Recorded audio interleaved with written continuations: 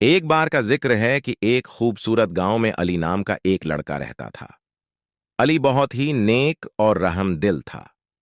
وہ ہمیشہ دوسروں کی مدد کرتا اور ہر ایک کے ساتھ اچھے سلوک سے پیش آتا۔ ایک دن علی اپنے دوستوں کے ساتھ کھیل رہا تھا کہ اس نے ایک چھوٹے سے پرندے کو دیکھا جو زمین پر پڑا تھا۔ پرندے کا ایک پر ٹوٹ گیا تھا اور وہ اڑ نہیں سکتا تھا۔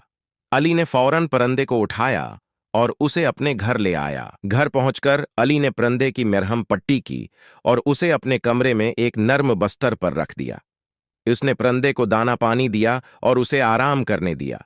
علی روزانہ پرندے کی دیکھ بھال کرتا رہا اور کچھ ہی دنوں میں پرندہ ٹھیک ہو گیا۔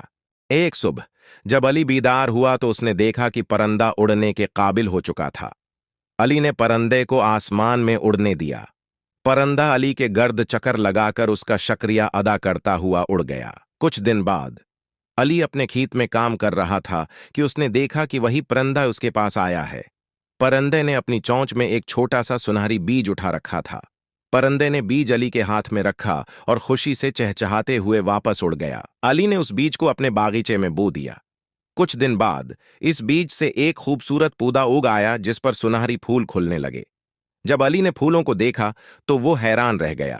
ان پھولوں سے ایک خاص خوشبو آتی تھی جو ہر طرف پھیل جاتی تھی۔ علی نے اس بیج کو اپنے باغیچے میں بو دیا۔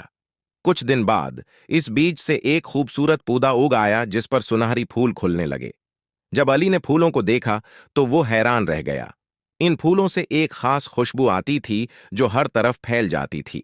یہ کہانی ہمیں سکھاتی ہے کہ نیکی کرنے والوں کو ہمیشہ انعام ملتا ہے، چاہے وہ انعام ہمیں فوراً نظر نہ آئے۔